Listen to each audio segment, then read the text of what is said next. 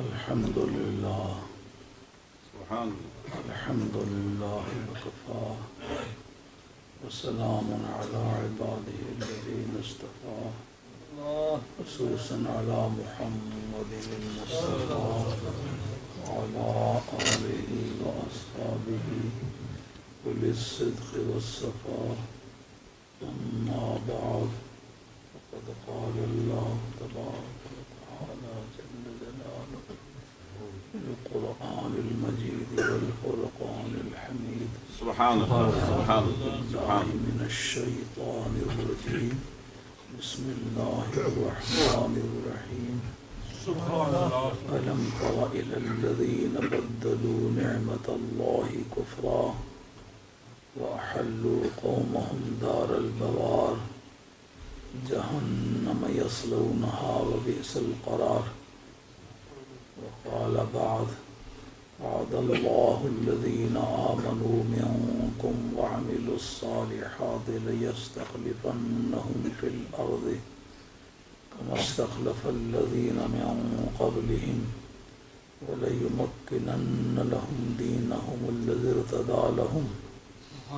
صدق الله مولانا العظيم وبلغنا رسوله النبي الكريم ونحن على ذلك من الشاهدين والشاكرين والحمد لله رب العالمين. الصلاة والسلام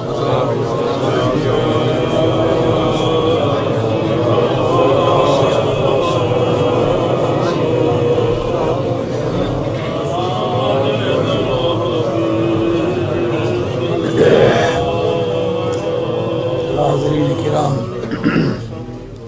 خصوصاً علماء کرام، ثنا خانان رسول صلی اللہ سبحان علیہ وسلم، الله سبحان الله سادات اطہار، پیران طریقت، مخلصین و محبین، میں اچھی طرح سے جانتا ہوں کہ یہ ڈیورنگ ویک کی تقریب ہے. ایسے وقت میں 10 آدمی بھی اکٹھے ہونے بڑے مشکل ہوتے ہیں. بے شک ویکینڈ پہ دیکھا دیکھی بھی آدمی اکٹھے ہو جاتے ہیں، لیکن اس وقت پوری نظریاتی قوت کے ساتھ ایک آدمی کہیں جا سکتا ہے. نارمل ریٹ میں کہیں جانے آنے کی پوزیشن نہیں ہوتا. اس لیے میں سمجھتا ہوں قرین مصلحت یہ ہے کہ میں تھوڑے سے وقت میں اپنی گفتگو آپ کی خدمت میں عرض کروں اور اس کے بعد تقریر ختم کر دوں، کیونکہ میری اپنی سوچ یہ تھی کہ جو علماء کرام ہیں یہ ڈیورنگ ویک کب آ سکیں گے، ثنا خانان بھی کب تشریف لا سکیں گے. تو غالباً میں اکیلا ہی ہوں گا. میں نے یہ کتابوں کے گٹھر تیار کیے ہوئے تھے کہ اس سے پیشتر تو حضرت امام حسین رضی اللہ تعالیٰ عنہ کی روداد زندگی کو سننے کے لیے تو صرف ایک درد آشنا دل ہونا چاہیے تھا، ایک پرسوز اور پرذوق مزاج ہونا چاہیے تھا، آل بیت سے محبت ہونی چاہیے تھی سبحان اللہ کہ جس کی روشنی میں آدمی واقعات کربلا کو بیان کرتا تو ایک آدمی اندھا دھند سن کے متاثر ہوتا، دل کی روشنی حاصل کرتا اور سال بھر اس جلائے ہوئے چراغ کی روشنی میں زندگی کا ہر قدم اٹھاتا. لیکن اب ایسے حالات ہو گئے ہوئے ہیں کہ یزید جیسے آدمی کے بارے میں اہل علم کے ایک طبقے نے جنتی کہنا شروع کیا، اور یہ ایک ایسا مسئلہ جیسا کوئی کہے کہ ابو جیل کے لیے جنت ہی الگ تیار کی گئی ہے، ایسی مزیدار ہے کہ اس کی شان کے مطابق ہے. جیسا یہ ایک بےہودہ کلمہ ہے، اسی طریقے سے یزید کے لیے جنت تسلیم کرنا یہ کسی اہل ایمان کا حق نہیں بنتا. اور امام بخاری ایک بے گناہ انسان ہیں، ان کو اس بارے میں مجرم گرداننا کہ انہوں نے اس کے لیے جنت کا سکوپ مہیا کیا ہے، یہ سراسر غلط ہے. اس وقت پچھلے سفر میں غالباً 5 تقاریر میں نے اسی ایک موضوع پر کی ہیں کہ وہ جو جنت والی حدیث ہے اس کی بیک گراؤنڈ کیا ہے، اور فن حدیث کی روح سے اس کو تحقیق کے ترازو پہ چڑھا کے اس کی کل ویلیو ڈالی ہے کہ وہ کسی عدالت میں، کسی کیس میں، کسی مقدمے میں، کسی بھی قضیے میں اس کو پیش کیا جا سکتا ہے کہ وہ پیش کرنے کے قابل نہیں ہے.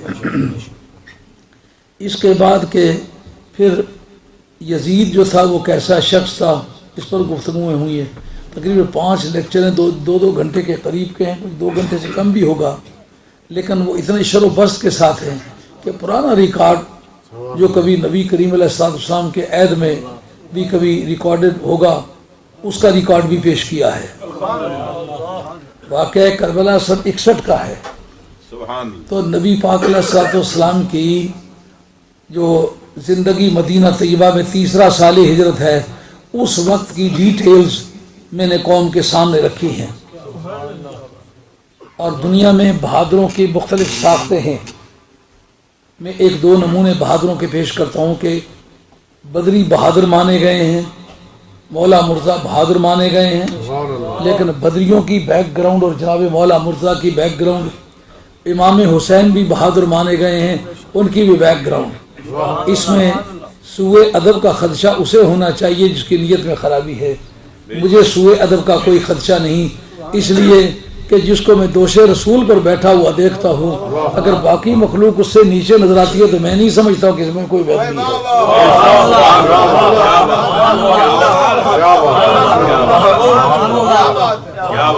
بڑے سے بڑا بزرگ جس کے جوتوں میں بیٹھتا ہے، سرکار اپنی مرضی سے بھی بٹھائیں تو بھی کندھوں پر بیٹھتا ہے، سرکار مرضی نہ بھی برتے تو وہ پھر بھی کندھوں پر بیٹھتا ہے۔ جس کا بال اجازت یا بلا اجازت کندھوں پر بیٹھنا ثابت ہے، میں سمجھتا ہوں جبریل تو بڑی شان رکھتا ہے، تیری شان میں کوئی کلام نہیں، تو آسمانی قدسیوں کا امام ہے، پر ایک مرتبہ سرکار کے کندھے پر بیٹھنے کی جسارت تو کر، تو بھی بیٹھا ہوا ہو تو سرکار کے قدموں میں ہے، حسین سرکار کے قدموں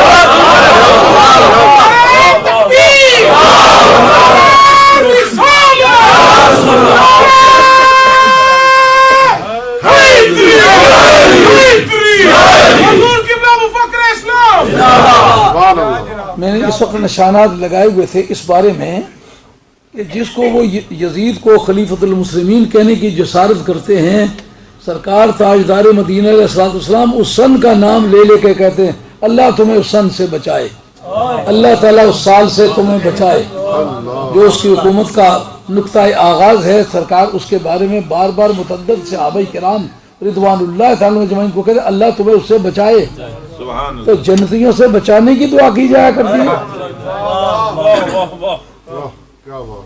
شیطان سے بچانے کی سرکار نے دعا کی، دجال سے بچانے کی دعا کی ہے۔ اگر پھر یزید سے بھی بچنے کی دعا کی ہے تو اس کا مطلب یہ دجال شیطان وغیرہ کے ساتھ جوڑ کا شخص ہے یہ شخص، اس لیے سرکار نے اسے بچنے کی دعا کی ہے۔ اور اس پر یہ بخاری کے شواہد، مسلم کے شواہد، اس وقت سرکار کے صحابہ نے پوچھا کہ یا رسول اللہ اس وقت ہم کیا کریں، کہا کیا یہ اچھا ہوتا کہ لوگ انہیں چھوڑ دیتے۔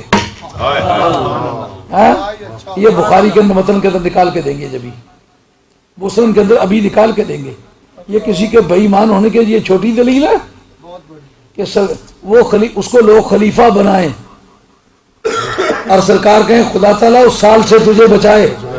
صحابہ کرام گلی کوچوں میں دعائیں مانگتے، مولا کریم تیرے اس محبوب کے شہر میں جہاں آسمانی قدسیوں کے ہجوم دیکھے ہیں، سایہ دیوار و خاک در ہو یا رب اور رضا، سایہ دیوار و خاک در ہو یا رب اور رضا، خواہشیں دے میں قیصر شوق تخت جہوں نہیں۔ دنیا کی 2 بڑی طاقتوں کے سربراہوں کے تاج و تخت، ایک ہتھیلی پہ تاج ہو دوسرے پہ تخت ہو، ایک طرف دارا ہو دوسری طرف سکندر ہو، اور دونوں میرے سامنے بارگاہ میں بطور نذرانے کے پیش کیے جائیں، اور آپ کی گلی کی خاک پہ بیٹھا ہوا ہوں تو اٹھنے کی دعوت دیں۔ خواہش میں کیسر شوق تخت جہوں نہیں، تو وہ میری غیرت کو اگر میں للچائی ہوئی اداؤں سے انہیں دیکھوں، خواہش میں کیسر شوق تخت جہوں نہیں۔ حسن میاں بریلوی رحمۃ اللہ علیہ اسی دیوار کے سائے میں کھڑے ہو کے کہتے ہیں جنت بھی لینے آئے تو، جنت بھی لینے آئے تو چھوڑے نہ یہ گلی منہ پھیر لیں گے ہم تیری دیوار کی طرف. حضرت مولا مرتضیٰ کی شجاعت. سرکار خیبر کے میدان میں اترتے ہیں، یکے بعد دیگرے بڑے بڑے اکابر صحابہ، صدیق اکبر، فاروق اعظم، بڑے بڑے جنگی جرنیل یکے بعد دیگرے جا کے تک چکے، اندازہ کر چکے، جائزہ لے چکے، نتیجہ کچھ نہ ہوا. آپ نے فرمایا لَأُعْطِيَنَّ الرَّایَةَ غَدًا رَجُلًا، کل میں جھنڈا اس آدمی کے ہاتھ میں دوں گا يحب اللہ ورسولہ ويحبہ اللہ ورسولہ، جو اللہ اور اس کے رسول سے سچا پیار کرتا ہے اور اللہ اور اس کا رسول بھی اس سے پیار کرتا ہے، اس کے ہاتھ پر کل فتح ہوگی. کیا ہوگا جی؟ لفظ فتح کو آپ ایک مرتبہ نوٹ کریں تاکہ آپ کو شجاعت کے بارے میں جو نقطہ نگاہ ہے وہ واضح ہو سکے. کیا کہتے ہیں؟ کل جھنڈا دوں گا. یار ان بدعقیدگان لوگوں کے منہ پہ ایک زناٹے کی چپت ہے کہ نہیں جو کہتا نبی کو کل کا پتہ نہیں.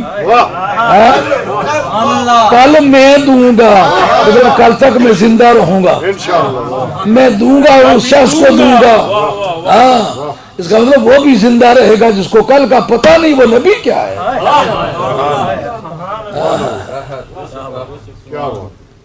ہم لوگ کہیں پنجاب میں سفر کر رہے تھے ریل پر، تو گورنمنٹوں پر بحث ہونے لگی، تو وہ حقہ پینے والے جاٹ بیٹھے ہوئے باریاں لگا رہے ہیں، تو کہتے او کالی گورنمنٹ ہوئی جڑی منٹ منٹ وچ غور نہ کرے،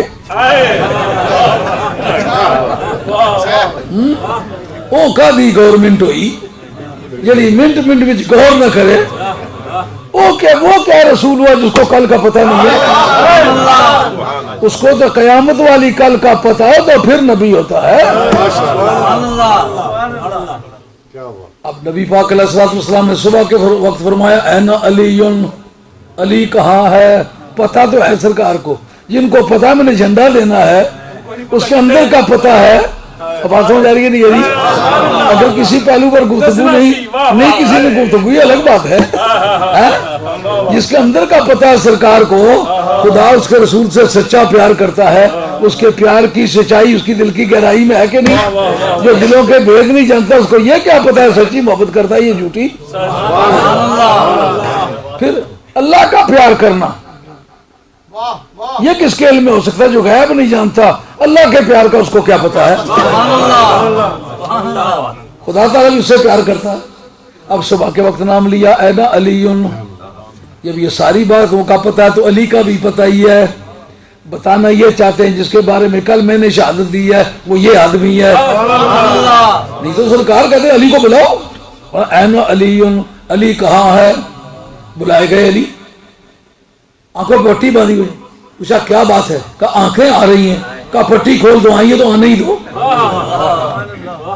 پٹی کھولی، آنکھوں پہ ورم ہے، آنکھوں پہ سوجن ہے، آنکھوں میں درد ہے. سرکار فرمایا اچھا میرے قریب آ جاؤ. ایک پھونک ماری، درد جاتا رہا، دوسری پھونک ماری، ورم جاتا رہا، تیسری پھونک ماری، سرخی جاتی رہی.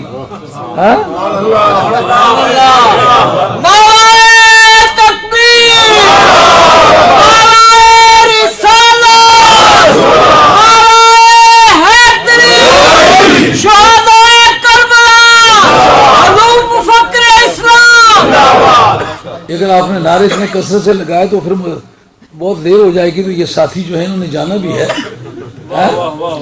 ان کے نثار کوئی ایسے بھی رنج میں ہو، جب یاد آ گئے ہیں سب غم بھلا دیے ہیں، جب یاد آ گئے ہیں سب غم بھلا دیے ہیں.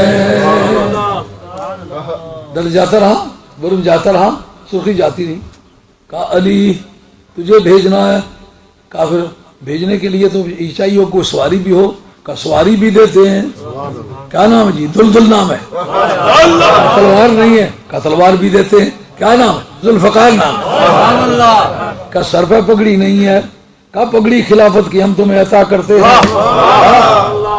حضرت صدیق اکبر رضی اللہ عنہ کی ذات پاک کو خلافت ہے، لیکن مولا مرتضی سجادہ نشین ہیں۔ صاحب روح المعانی علامہ محمود علوسی رحمۃ اللہ علیہ نے اپنی روح المعانی کے اندر لکھا ہے کہ سرکار نے اپنی قمیض مبارک بھی ان کو عطا فرمائی اور پگڑی مبارک بھی عطا فرمائی، لیکن جانے سے پہلے بتلا دیا تو میدان مارے گا، قلعہ اکھاڑا، بائیں ہاتھ سے اکھاڑا، ڈھال کے طور پر استعمال کیا، اور کمبے خیبر دے کفار جو چل گئی حیدر دی تلوار، ٹکڑے ہوتے جا رہے ہیں۔ دنیا نے دیکھا کہ علی ہی علی ہے، اس لیے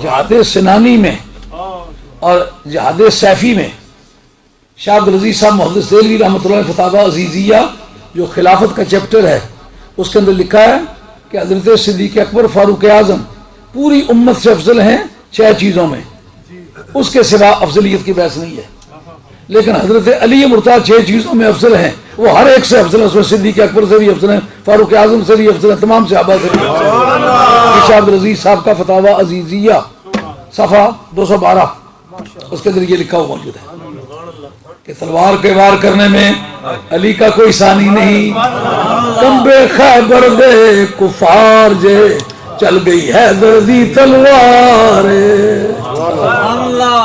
جناب مولا مرتضیٰ کی تلوار چلتی چلی جا رہی ہے، پر کتنی بڑی شجاعت ہے، بائیں ہاتھ سے خیبر کا قلعہ اکھاڑے، سارا دن اس کو ڈھال کے طور پر استعمال کرے۔ دوسرے دن حضرت عبداللہ بن مسعود کہتے ہیں ہم 60 آدمی مل کے اس دروازے کو سرکانے لگے تو 60 آدمی مل کے دروازے کو سرکا نہ سکے، اگلے دن حیدر کرار اسی دروازے کو ڈھال کے طور پر لڑائی کے دوران استعمال کرتے رہے، خود وار کرتے ہیں تلوار سے پار، اور جو دشمن وار کرتا ہے وہ دروازے پر اسے جھیلتے ہیں۔ اور یہ ساری بہادری جو کی وہ کس انداز میں کی؟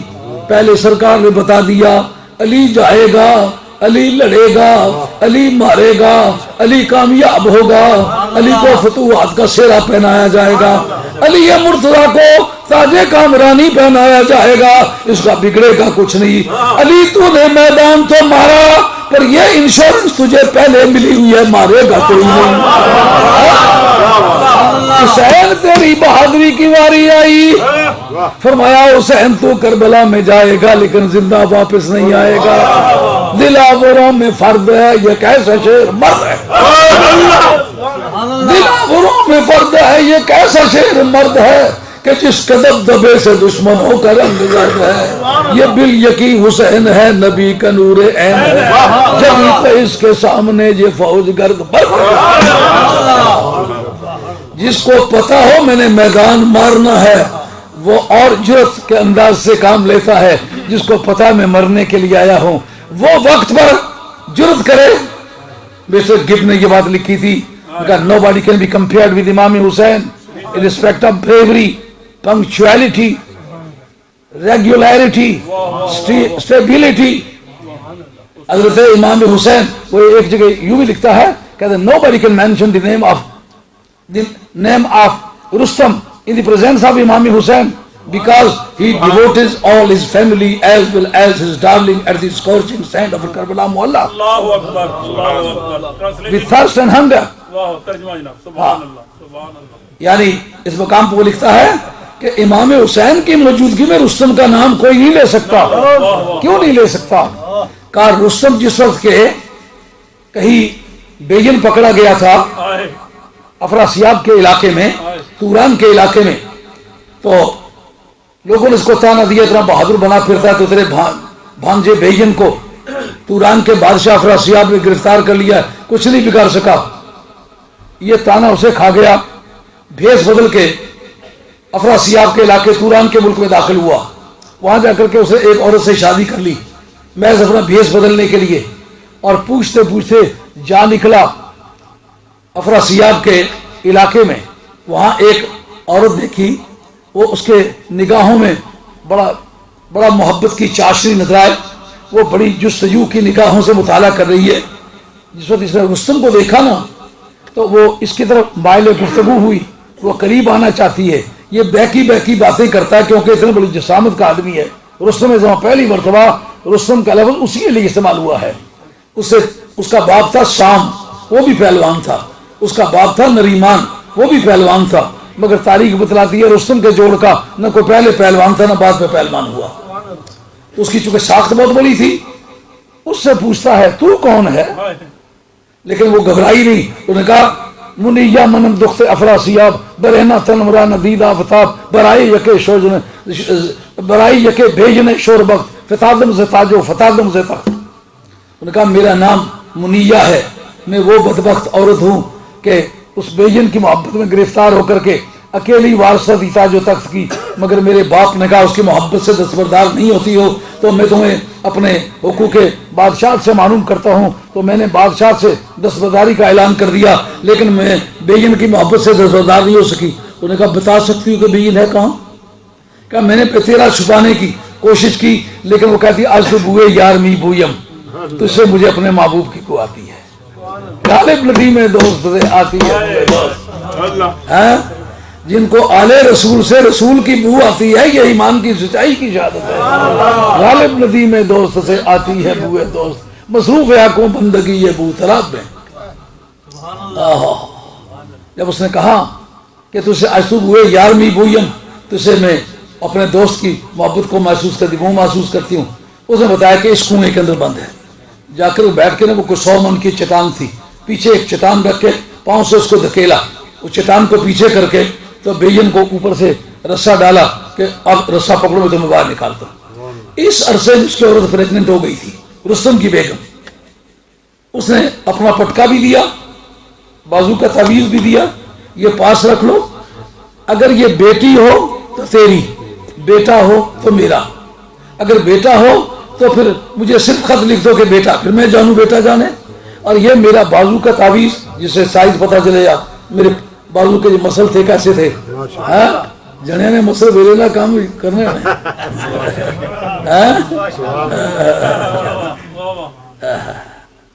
حضرت امام حسین کے آخری بار دیکھنے والے ہیں، وہ میں بھی عرض کرتا ہوں. بیٹا علی کا ہے نا، مسل کام کرتے ہیں. تو جس وقت اگر وہ بیٹا ہوا تو یہ میرا بازو والا تعویذ اس کو دے دینا، یہ میرا کمر بند اسے دے دینا، پھر وہ مجھے تلاش کر لے گا. لیکن جب ہوا اس کے گھر بیٹا، اس نے رستم کو خط لکھا کہ تیرے ہاں بیٹی پیدا ہوئی. اب وہ اپنے آپ کو لاوالد سمجھنے لگا، وہ ریٹائر ہو کر کے جنگل میں کی زندگی گزارنے لگا. بعد میں کیکاؤس اور افراسیاب کا آپس میں دنگل پڑ گیا، کیونکہ اس سنگل کمبیٹ کا سسٹم تھا. جس کے پہلوان زیادہ شاذور ہوں وہ آدمی جیت جاتا تھا اور دوسروں سے ملک چھین لیتا تھا.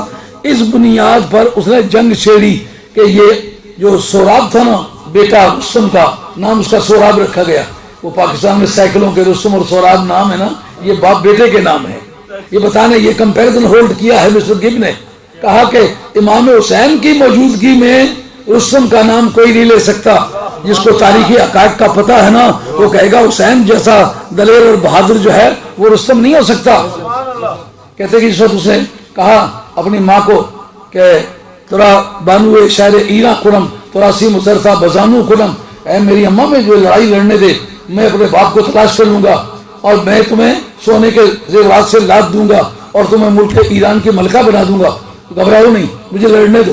تو یہ جنگ چھڑتے چھڑتے جب ملک کی دوسری سرحدوں تک جا پہنچی، کیکاؤس نے جا کر کے رستم سے کہا یار تمہاری زندگی میں ہم کبھی ہارے نہیں، اب تم بوڑھے ہو گئے ہو لیکن ابھی تمہارا جسم جان ٹھیک ہے.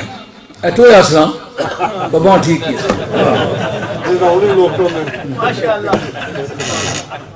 ٹھیک ہے ابھی. تاکہ اسے کہتا ہے کہ تم لڑو یار، ٹھیک ٹھاک ہو تم. اس نے کہا میں بوڑھا ہو چکا ہوں، نا امید بھی ہو چکا ہوں، اب میری جوانی گئی، اب تو بالکل ناکارہ ہو گیا ہوں. تو میری بڑی عزت تھی، لوگ مجھے بڑا بہادر سمجھتے تھے. اب اگر مار کھا جاؤں تو لوگ کہیں گے جناب رستم بڑا ذلیل ہوا. یہ سیاسی لوگ ہوتے بڑے ہوشیار ہیں. ہاں نہیں کہتے آپ کے مشن کے لیے کام کرتے ہیں، لیکن ذرا اپنی سیٹ سے ہٹو تو یہ سلام بھی نہیں دیتے. مشن کس بات کا ہوا؟ اس نے کہا کہ یار تم ایسا کرو بھیس بدل لو، ہم مشہور کر دیں گے یہ رستم نہیں ہے، ہم کسی اور کا نام لے لیں گے. اس وقت کے پہلوان تھے، گیگ تھا، گودرز تھا، کیا سیاوش تھا، کہتے ہیں ماسر تھا، یہ پہلوان تھے، تو ان کو ہم ان کا نام لے لیں گے. یہ بات اس کی سمجھ میں آ گئی. انہوں نے کہا سچ مجھے اگر لڑوں بعد میں یہ اعلان کر دیں گے میں جیتا ہوں تو کہیں رستم لڑا، اور اگر میں ہار جاؤں تو کہیں گے یہ گیگ لڑا، گودرز لڑا. چلا گیا. جب مقابلے میں آئے نا، اب دیکھیے دستے تقدیر کے فیصلے، باپ اور بیٹا دونوں آپس میں آمنے سامنے، دونوں کی تلواریں بے نیام ایک دوسرے پر وار کرتے ہیں. انہوں نے کہا تلواروں کے وار پہلوان نہیں کیا کرتے، سیدھے لڑو، جو جیت جائے وہ جیتا ہوا، جو ہار جائے وہ ہارا ہوا. اب جناب دونوں تلواریں پھینک دی، لڑے دونوں. پہلے سہراب نے ایسا وار کیا کہ یہ گھٹنوں کے بل ہو گیا. اس وقت وہ پرانی تاریخی جرت نے اس کو للکارا، کہا رستم برخیز مردانگی بھینگیز، برد بنو، مرنے لگے ہو، اٹھ کے اپنی مردانگی کے رنگ دکھاؤ. اگر رستم ہو تو اپنے آپ کو. وہ ذہن سے اتر گئی بات کہ میں نے بھیس بدلا ہوا ہے. یہ کہہ کے اٹھ کے ایک داؤ مارا اور سہراب کو گرا لیا. جب سہراب کو گرایا تو لے کر کے خنجر اس کے پیٹ میں پھیر دیا. جب اس کی انتڑیاں باہر نکلنے لگی اس وقت وہ اولا نیچے پڑا ہوا ہے. مشکل کے وقت باپ یاد آتا ہے.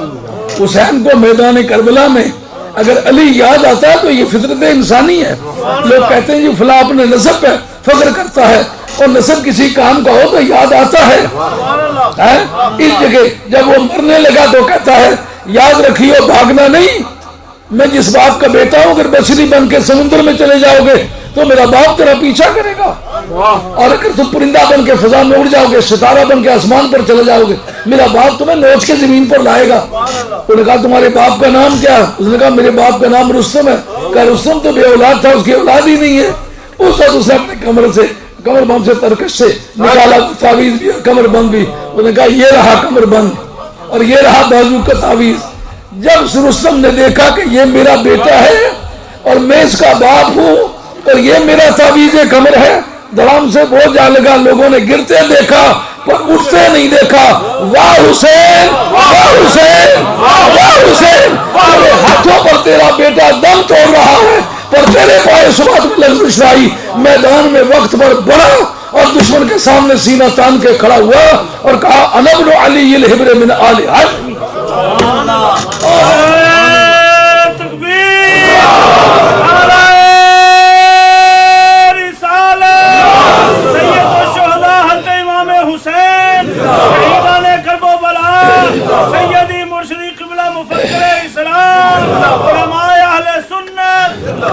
یہ بات سمجھ میں آئی ہے. یہ ایک غیر آدمی کا بیان ہے. وہ کہتا ہے رستم کا نام کون لے گا امام حسین کے سامنے؟ اس نے جو بہادری کی ہے وہ کھانا کھا کے کی ہے. حسین واہ حسین، واہ حسین، واہ حسین. تم نے جو بہادری کی ہے وہ فاقہ کاٹ کے کی ہے. اس نے جو بہادری کی ہے پانی پی کے کی ہے، اور تو نے پیاسا رہ کے کی ہے.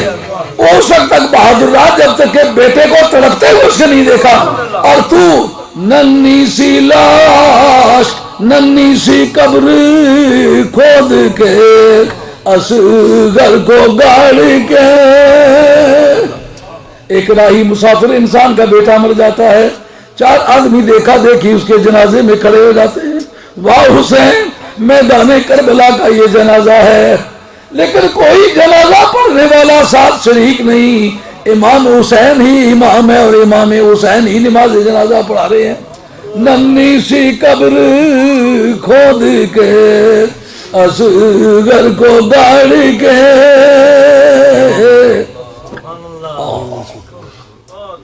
آپ نے ان کو دفن کیا. سوال اٹھا کہ باقیوں کو نہیں دفن کیا، اس کو کیوں دفن کیا ہے؟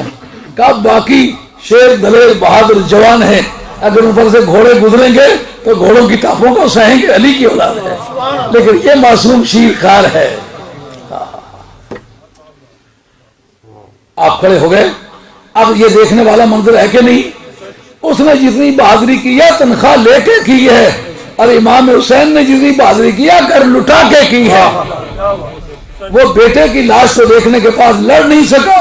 واہ حسین تیری ذات پر قربان کہ تو نے بیٹے کی لاش دیکھی, بھتیجے کی لاش دیکھی, بھائی کی لاش دیکھی, بانجوں کی لاشیں دیکھی, خیموں کو آگے لگی ہوئی دیکھی. اب پھر ایک مرتبہ کہو دلاوروں میں فرد ہے یہ کیسا شہر مرد ہے, دلاوروں میں فرد ہے یہ کیسا شہر مرد ہے کہ جس کے دبدبے سے دشمنوں کا رنگ زرد ہے. حضرت قاسم کا ذکر کرتے وقت طبری نے لکھا ہے کہ دشمن اس بات کے 30 گواہ ہے کہ حضرت امام قاسم کے جوتے کا تسمہ ٹوٹا ہوا تھا.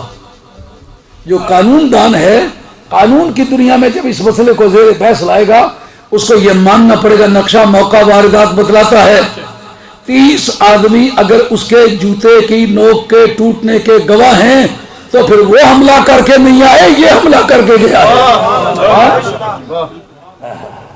اس کے مارنے کے لیے اکا دکا 4-6 آدمی آتے. یہ دشمنوں کے جم گٹے میں غصہ چلا گیا, مارتا چلا گیا, بڑھتا چلا گیا, واپسی کے ارادے سے گیا ہی نہیں. اس لیے 30 آدمی نے اس کے جوتے کے ٹوٹے ہوئے تسمے کو بھی دیکھا ہے. اب سمجھ میں آئی ہے جناب علی مرتضیٰ بڑا بہادر انسان ہے, پر سرکار نے پہلے بشارت دی ہوئی ہے کہ جائے گا, میری طرف دیکھنا بھائی, جائے گا مار کے آئے گا. یہ اتھارٹی حضرت کرار کے پاس موجود ہے. سرکار نے جو میدان کربلا کی مٹی دی تھی حضرت ام سلمہ کو, فرمایا یہ سنبھال کے رکھو, جب یہ مٹی خون میں تبدیل ہو جائے اس وقت یہ سمجھ لینا کہ امام حسین کی شہادت عمل میں آ گئی ہے. یہ امام کی شہادت گاہ کی مٹی ہے. جس کو یہ پتا ہو میں وہاں جا رہا ہوں اور مرنے ہی جا رہا ہوں, اس کے اعضاء کام کرتے. میں وقتاً فوقتاً وقت کی گورنمنٹوں کے خلاف جو لادینی کام کرتے ہیں میں ان کے خلاف تقریریں کرتا ہوں. مجھے جیل میں بھیجتے رہے تو جا کر کے وہ گاہ بگاہ وہ جگہ بھی دیکھتے رہے جہاں بندے کو پھانسی لگاتے ہیں. اور ایک آدمی کو ہماری موجودگی میں پھانسی دینے کے لیے لے گئے تو جس وقت اس چبوترے پر چڑھانے لگے تو وہ چبوترے پر سے چڑھ نہ سکے, اس کی لاتیں کام نہ کرے. اس کو پکڑ کے نا ایسے گول دائرہ سے ہوتا ہے زمین میں, اس پر دیواریں سی بنی ہوئی ہوتی ہیں اور بیچ میں کنویں سی کی طرح گہرائی کو 3-4 فٹ کی ہوتی ہے. زیادہ کنواں نہیں ہوتا, کنویں کی شکل کی گہرائی ہوتی ہے اور بیچ میں ایک تختہ بنا ہوا ہوتا ہے, اوپر ایک ایسے راڈ سا پڑا ہوا ہوتا ہے جس کے ساتھ رسہ ہوتا ہے. وہ رسہ اس کے گلے میں ڈال لیتے ہیں, ہاتھ اس کے بندھے ہوتے ہیں, وہ بیچارہ پھڑک بھی نہیں سکتا. اور مرنے سے پہلے وہ مر گیا ہوتا ہے, مرنے سے پہلے اس کی ہستی نہیں ہوتی, اس کے احساس کام ہی نہیں کرتے. جس کو یہ پتہ چل جائے مجھے کل پھانسی دینی ہے, آج اس کے اعضاء کام کرنے سے رہ جاتے ہیں. جس کو یہ پتہ ہو کہ یہ نماز جو ہے یہ میری شہادت کے بعد پڑھی جائے گی, اس آدمی کی تلوار سے بندہ بچ نہ سکے. پھر واہ حسین واہ حسین واہ حسین. سمجھ میں آئی یہ بات. اب بدری بڑے بہادر لوگ ہیں, لیکن مسلم شریف کا حدیث ہے, حضرت انس رضی اللہ عنہ راوی ہے. حضرت انس رضی اللہ عنہ کی روایت ہے, آپ فرماتے ہیں میں ساتھ ہوں, دیکھا سرکار دو عالم علیہ السلام کو کہ سرکار اگلی رات میدان بدر کا موقع واردات دیکھنے گئے. مسلم شریف کے اندر یہ حدیث موجود ہے. کہتے ہیں سرکار دو عالم علیہ السلام نے فرمایا اس جگہ ابو جیل گرے گا اور مرے گا, اس جگہ ابو لہب گرے گا اور مرے گا, ابو لہب تو آئے نہیں, اس جگہ عتبہ گرے گا اور مرے گا, اس جگہ ولید گرے گا اور مرے گا. جتنے ان کی جنگی قیادت تھی, سیاسی قیادت تھی, مختلف قبیلوں کے سردار تھے, ان کے نام لیے اور فرمایا اس جگہ رستم عرب مرے گا, اس جگہ گرے گا اور مرے گا. علی مرتضیٰ کرتے میں نے طے کر لیا, پھر اس کے مقابلے میں میں ہی جاؤں گا. اٹھا سا کیا پردہ اسرار سے, اٹھا سا کیا پردہ اسرار سے, لڑا دے ممولے کو شہباز سے. اب مجھے بتا, جو کہتے ہیں سرکار دو عالم السلام کا علم غیب ایک دماغی عیاشی ہے, میں اس جگہ پوچھتا ہوں بدر کی جنگ میں سرکار کا علم لڑا ہے یا سرکار کے صحابہ کی تلواریں لڑی ہیں؟ علم لڑا ہے. آپ کو متعدد مقامات پر یہ ماننا پڑے گا کہ سرکار کا علم لڑنے کی مزاج رکھتا ہے, اور سرکار دو عالم السلام کا علم غیب مسلمانوں کی فوجی قوت بھی ہے, سیاسی قوت بھی ہے, معاشی قوت بھی ہے. آپ کو یاد نہیں جس سرکار دو عالم نے سراقہ بن مالک کو کہا کہ سراقہ بن مالک تم میرے قتل کے در پہ ہو, یاد رکھو، بھول جائے اس بات کو، میں اللہ کا پیغمبر ہوں، زمین پر بیٹھا ہوا عرش برین کی باتیں کرتا ہوں، جانتے ہو کون ہوں؟ تو رب کا لاڈلا پوری کائنات میں وہ میں ہوں، جس کے لیے پوری کائنات پروردگار نے بنائی وہ میں ہوں، شب معراج کا دولہا میں ہوں، نبیوں کی امامت کرانے والا میں ہوں، کس چکر میں ہو؟ تم مجھے قتل کرنے کے لیے پھر رہے ہو اور میں تمہارے بازوؤں میں شہنشاہ ایران کے بازوؤں کے کنگن دیکھ رہا ہوں سونے کے، تمہارے بازوؤں کو پہنا، جی مسلمان ہو گئے، مسلمانوں کی طرف سے لڑو گے، ایران کو فتح کرو گے، شہنشاہ ایران کے بازو کے کنگن اتارے جائیں گے، تیرے بازوؤں میں ڈالے جائیں گے، قطب شاہ کی حدیث ہے۔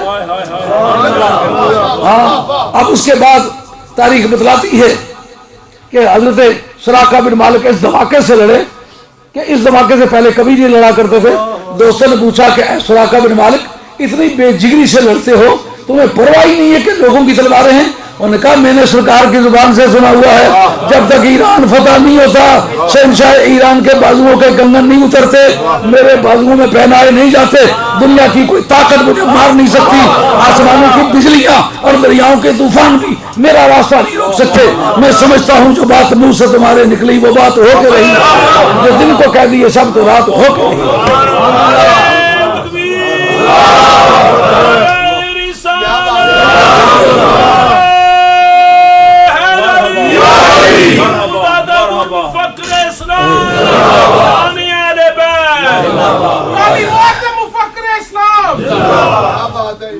اب بدریوں کی بہادری بڑی بہادری ہے، لیکن جو اگلے دن سرکار نے بتلایا ہے کہ اس جگہ ابو جہل گرے گا اور مرے گا، دو چھوٹے بچوں نے معاذ و معاوض نے طے کر لیا ہم ماریں گے، تو دلیری کیا تمہارے جیسے بچوں نے کبھی ابو جہل جیسے سرگنے کو مارا؟ ان کا سرکار کی زبان سے یہ بات نکلی ہے وہ گرے گا اس جگہ اور مرے گا اس جگہ کا ہم پہرا دیں گے۔ اب بتاؤ اس جگہ بات صادق آئے گی کہ نہیں؟ اٹھا سا کیا پردہ اسرار سے، لڑا دے ممبولے کو شہباز سے، بچے اٹھ کے ابو جہل کے گلے پڑے کہ نہیں؟ بدریوں تمہیں کائنات بھر کے مجاہدوں، بہادروں، دلیروں، سورماؤں، شاہزوروں نے تمہیں سلام کیا ہے، اور آسمانی قدسی تمہیں جھک جھک کے سلام کہتے ہیں۔ حدیث صحیح کے آتا ہے کہ حضرت نبی کریم نے فرمایا اللہ تعالیٰ نے غیب کے پردوں سے جھانک کے ان بدری نوجوانوں کے لڑنے اور انداز قتال کو داد دی ہے اور کہا تمہیں اب دوزخ میں کوئی نہیں لے جا سکتا۔ آج تم نے قربانی محبوب کبریا کے بارگاہ میں دی ہے نا، جس ترازو پر چڑھ کے تم نے رقص کیا ہے نا، یہ تلوار کی دھار ہے، بے جانا تماشا۔ یہ خواجہ عثمان ہارونی کا کلام ہے، خواجہ غریب نواز کے مرشد پاک افراد بے جانا تماشا کن کے در امبو ہے جاں بازاں بسر سامان رسوائی سرے بازار میں رقصم۔ اے محبوب آج آپ آ کے یہ تماشا دیکھے کہ آپ کو غلام اس وقت تلوار کی دھار پر رقص کرتا ہے کہ نہیں؟ اگرچہ قطرہ شبنم نہ پائیت برسر خارے منما قطرہ شبنم کے نوکے خار می رقصم، اگرچہ ایک نوکے خار پر قطرہ شبنم کو ڈانس کرنے کی عادت نہیں، پر آج آ کر دیکھو قطرہ شبنم نوکے خار پر میں رقص ہے کہ نہیں ہے؟ باجوبہ دستار بھی رقصم، بمائے جبے کر بمائے دستار کے تجھے رقص کر کے خوش کر رہا ہوں، حیدر نچ کے یار منا لئیے تو ہمیں لوگ آنکھیں پیڑی کنجری ہے۔ بات سمجھ آئیے؟ اب یہ لوگ بھی بہادر ہیں، مگر سرکار پہلے بتا دیں کہ یہ میدان ماریں گے، مار کے آئیں گے، جنگی قیادت ختم ہو جائے گی، دشمن کی سیاسی قیادت ختم ہو جائے گی۔ پھر حضرت قرار میں بڑی خوشی تلوار لے کر کے ولید کے سامنے چلا گیا۔ اگلے دن جو سرکار نے فرمایا ہے ولید اس جگہ گرے گا اور مرے گا، وہ رستم عرب و 72 جنگیں لڑا ہوا ہے، علی مرتان جنگ کے نام کی چیز پہلے کوئی دیکھی ہوئی نہیں ہے۔ اب وہ کس قوت سے لڑ رہے؟ سرکار کی زبان نے بتلا دیا ہے، یہ انشورنس ہو چکی ہوئی ہے، اس لیے وہ لڑنے کے لیے جد کر رہے ہیں۔ واہ حسین، سرکار کی گود میں بیٹھ کے تیرا فیصلہ ہوا، تو کربلا میں جائے گا تو صحیح، تیری ماں کی قبر پھر تیری لاش کو بھی آتا ہوا نہیں دیکھے گی، ادھر ہی رہ جائے گی، تیری سغرا بھی مدینہ طیبہ میں روتی رہ جائے گی، انتظار کرتی رہ جائے گی کہ ابا وعدہ کر کے گئے تھے واپس آئیں گے، لیکن جب واپس نہیں آؤ گے تو سغرا مدینہ طیبہ کے گلی کوچوں کو ایک سنسنی انگیز قسم کا نالہ ہائے زار سنائے گی، پر یاد رکھو حسین جاؤ گے پر واپس نہیں آؤ گے، اس جگہ کہنا پڑتا ہے واہ حسین واہ حسین واہ حسین، تجھے پتا ہے مجھے جانا ہے پر واپس نہیں آنا، پر اس کے باوجود مجھے رواں کی طرح دشمن کے دروازے تک گیا کہ نہیں گیا؟ بتاؤ کون ایسا شخص ہے جس وقت دشمنوں کے مناظر دیکھو، جب جان پر بڑی تو ننگا ہو کے دکھلایا کہ عرب ننگا کو مارنے کی عادت نہیں رکھتے، ننگا ہو کے دکھلایا واہ حسین، خیموں کو آگے لگی ہوئی ہیں اور خاندان جو ہے ابھی خیموں سے باہر نکلنے والا ہے، کیا ادھر آگ لگی ہوئی ہے ادھر دل کی لگی ہوئی ہے، اب بتاؤ لگی ہوئی آگ کو بجھاؤں کہ دل کی لگی ہوئی کو نبھاؤں؟ عقل بولی اپنے بچوں کو نہ مار، عشق بولا ایسے ہی ملتا ہے یار، عقل بولی سب سے پیاری جان ہے، عشق بولا یار پر قربان ہے۔ لوگ کہتے ہیں میں اس لیے نہیں لڑا کہ میری بیٹی ساتھ تھی، حسین تیری بیٹی کا، میری بیٹی نہیں بیٹیاں ہیں۔ کوئی کہتا میں اس لیے نہیں لڑا کہ میری بیگم ساتھ تھی، ایک بیگم نہیں کئی بیگمیں ہیں۔ کوئی کہتا میں اس لیے نہیں لڑا کہ میری بہن ساتھ ہے، کہا سرکار کی بھی بہن ساتھ ہے۔ کہا میں اس لیے نہیں لڑا کہ چھوٹے چھوٹے میرے بچے ہیں، کہا چھوٹے چھوٹے بچے بھی ہیں، جوان بچے بھی ہیں، جوان بیٹیاں بھی ہیں، شادیاں بھی ہونے والی ہیں۔ حضرت امام قاسم کے بارے میں مورخین نے لکھا ہے، حضرت قاسم حضرت امام حسن کے صاحبزادے تھے، اور میدان کربلا کے شہداء میں سب سے زیادہ خوبصورت آدمی جو تھا وہ حضرت قاسم تھے، اور امام حسین کی صاحبزادی سے ان کی شادی تجویز ہوئی تھی، اور پھوپھی نے ان کے لیے جہیز وغیرہ بنائے ہوئے تھے، اس کو دولہا بنانے کا سامان، کہا کہ اے پھوپھی اب میں جانے لگا ہوں۔ کہا بیٹے مجھے ایسا موقع دو، میں تیرے گلے میں وہ تیری شادی کے وقت جو ہار ڈالنے کا بنایا ہوا تھا تیرے گلے میں مجھے ڈالنے کا موقع دو۔ کہا اس وقت کون سا گلے میں ہار ڈالنے کا وقت ہے، دشمن کہیں گے دیر کر رہا ہے۔ کہا کہ ڈال نہیں چاہتی تو ڈالو، اب موت کے لیے کوئی جائے اور دولہا ہونے کا ہار پہنے، اے خاندان نبوت تمہیں کائنات کے بہادروں کی گردنیں جھک کے سلام کہتی ہیں، رستموں کی گردنیں جھک کے سلام کہتی ہیں کہ مرنے کے لیے بھی جاؤ تو اس خوشی سے جاؤ کہ گویا تمہاری خوشی کا کوئی وقت آ رہا ہے۔ اس وقت اصل مجھے بات کرنی تھی اس پر کہ جو حضرت امام حسین کو میدان کربلا میں باتیں پیش آئی ہیں، لوگ کہتے ہیں ان کا ثبوت کوئی نہیں ہے، یعنی یہ تاریخی واقعات ہیں۔ نبی پاک علیہ السلام کے باب الاخبار عن الغیوب یہ چیپٹر ہے حدیثوں کے اندر، جس میں حضرت امام حسین کے کربلا میں جانے، وہاں کے واقعات سے گزرنے اور خون سے لت پت ہونے اور بے کسی کی موت اور شہادت کا جام پینے کی تفصیلات موجود ہیں، اور اس سے پورا خاندان آگاہ ہے۔ اور حضرت نبی کریم علیہ السلام نے اس نقشہ موقع واردات میں شمر کا بھی حوالہ دیا کہ میرے ایک چتکبرے رنگ کا کتا ہے، میں دیکھتا ہوں کہ میرے خاندان کا لہو پی رہا ہے۔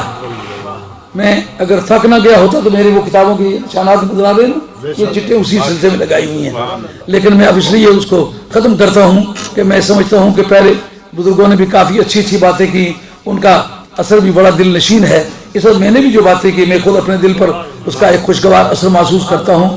تو یہ اگر اس کو زیادہ آپ کو بٹھاؤں تو صبح آپ وقت پر کام پر نہیں جا سکیں گے، جو برمنگھم وغیرہ سے، شیفیلڈ سے اور برٹن وغیرہ سے دوسرے ٹاؤنوں سے آئے ہوئے ہیں، وہ وقت پر جا نہیں سکیں گے، وگرنہ وہ میرا مکمل ریکارڈ میرے پاس تیار ہے۔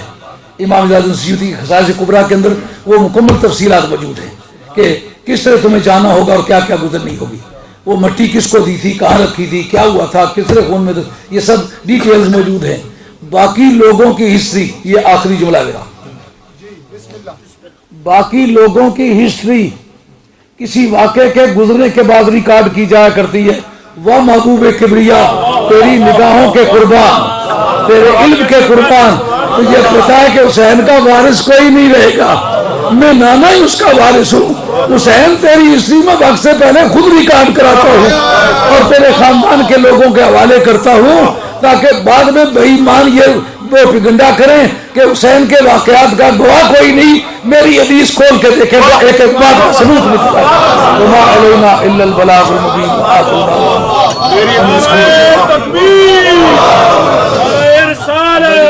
والد میں